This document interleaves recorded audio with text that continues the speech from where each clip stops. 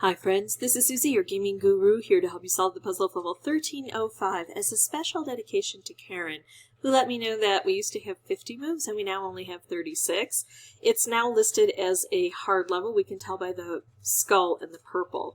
We've got to clear out still the 38 jelly though, and it's going to be tough because we've got a lot of barriers on the board. Right now we have a limited field. I can make a wrapped candy, which looks pretty good, and I will take that move. However, the problem is going to be then that this is not going to repopulate because I've got barriers in the way. I've got marmalade and chocolate. I've got frosting along this column. I've got chocolate spawners. Those are like cutouts because really if there's chocolate on the board it can spawn already anyway. So I'm not all that worried about it. What I'm going to do is set myself up and then wait for a reshuffle probably. Ooh, I can do that. Let's take this first.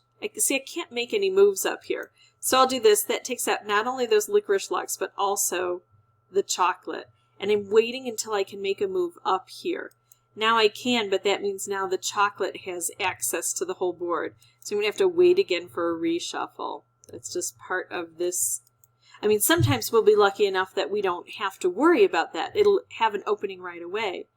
And if I can continue to take out chocolate, no new chocolate forms, but when I don't take out chocolate, that's when the new stuff can show up, either from some of the existing chocolate, as long as it's not wrapped up in licorice, or from one of the dispensers.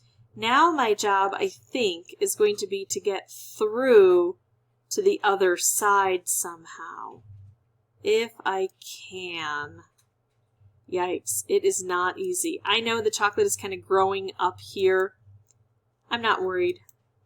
It's a bit of a tug-of-war, where I stop making moves that can take it out, and so it attacks, and then it's so covering the board that any move I make is going to have to hit the chocolate, and it's going to take more out. The tricky thing is that when I'm getting to the end here, I need to know where there's chocolate and where there isn't. Because sometimes, where there's jelly and where there isn't, because the chocolate will cover that over. It's hard to see things. So I'm going to need to pay attention, but once I get down to only 5 jelly left on the board, then it flashes at me and gives me an indicator, so I'm not too worried about that. Look at this, I'm getting close to making it through here if I can get the specials that I have created also detonated. That's a tricky thing too. Alright, so we're clearing things out. I thought I was going to get that green together. I can't. Should I just take this? I think I have to. I think I have to make the move that's going to create the most change the most quickly.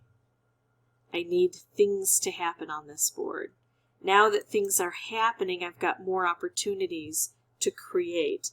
I don't think I have enough to do it this time round.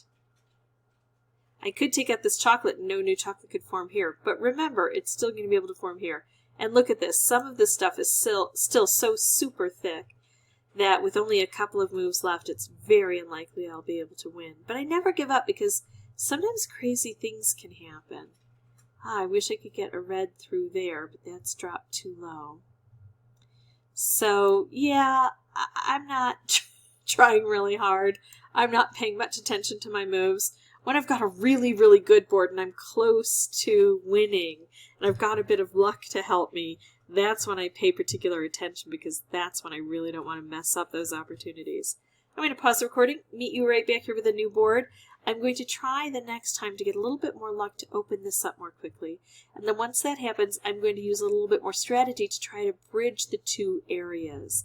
I'm going to come back with that strategy in just a moment.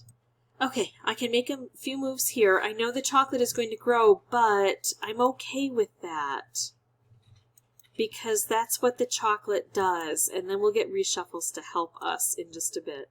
Of course, I'm taking out some chocolate now, so no new chocolate is growing. There's reshuffle. Didn't work. Another reshuffle. There, we get to open up a bit more.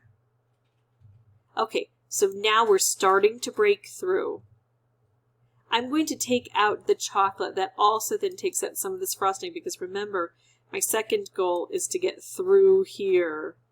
I should have probably taken out the orange, which was up higher, to kind of prevent that chocolate from sealing things off. All right. I know, if I do this, it's not taking out the chocolate, but it is a wrapped. I'm going to do this because I do need to get over to this side of the board as well. Okay, this is looking pretty good. I know I'm not taking out chocolate with each turn, but I'm breaking through. Now I've got to get over to there somehow, either from here or from below, striking to the above area. I'm going to do this and keep trying to get this open. There we go. Oh, look at that. We got another little benefit. I think it's time to do this bigger thing here. Try to get things going. Oh, look at this red. Stick around, red. There. Now we've kind of cleared this path. That looks kind of fun and happy if it doesn't get consumed. I don't see what that will do.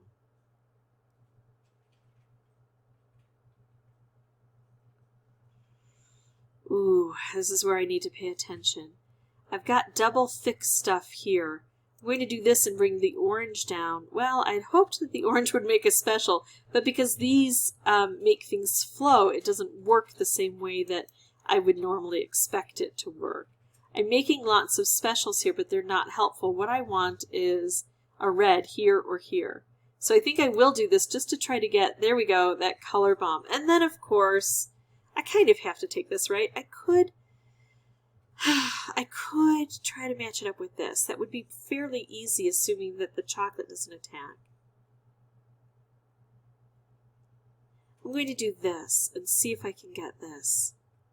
Now, we don't have a lot of red down here, but remember, these are really heavily weighted, and so the gravity will bring it downward. And then, of course, that red got stuck there, so it helped clear out that upper portion. So I have 3 jelly left. It's hard to see because I know that they're under chocolate, but notice if I wait a little bit, these will flash at me. I've got another color bomb. I'm going to remove the chocolate first. Oh, how can I do that? I don't know how, so what I'm going to do instead is take out all orange from the board.